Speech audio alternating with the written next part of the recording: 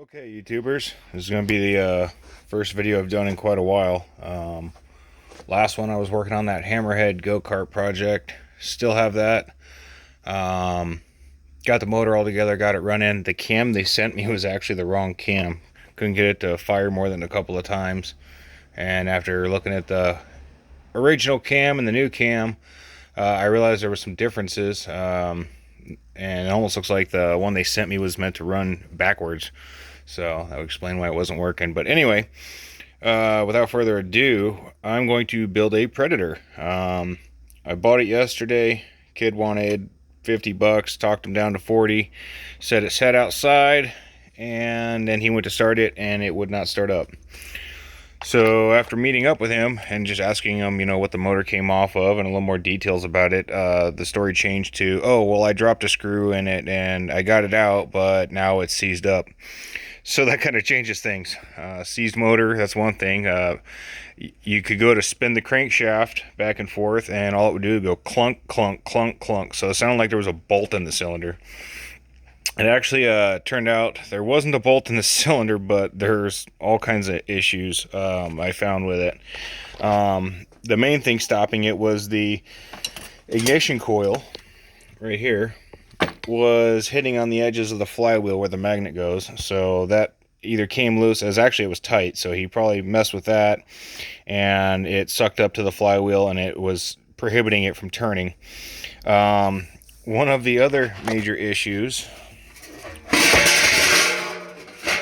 flip this up right, was apparently he tried to do a governor delete on it, or something like that. It looks like he clipped the top, so the governor is supposed to be sticking up through there, and then have the linkage and all that stuff to govern the motor below a certain amount of RPM.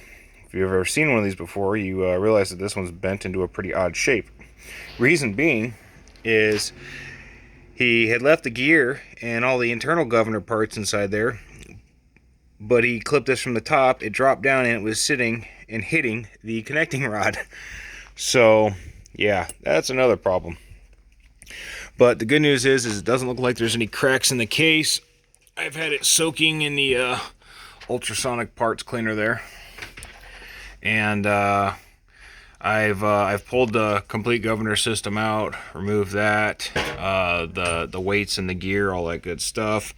Also the stem that stems down from the governor, the low oil shut off down here, and then the sensor through the side. So I will be putting this back together and making sure it runs and make sure there's no major damage to the bearings and everything else.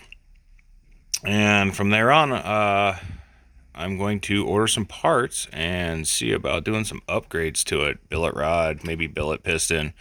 Definitely want to do a cam. I'm shopping around and see what's available, and looks like the prices just tripled on all that crap right now, so great.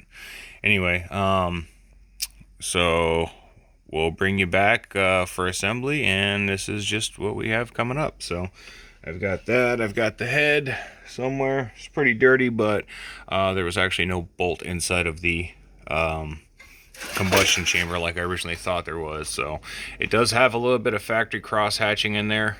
That staining's just from being in the parts washer. It just hit air, so it's going to try and oxidize quick. So I need to get some oil on there and clean that up. I'm going to do a new cross hatch in there and clean that up, clean the bearings out, get all the parts together, and we'll go on to video number 2.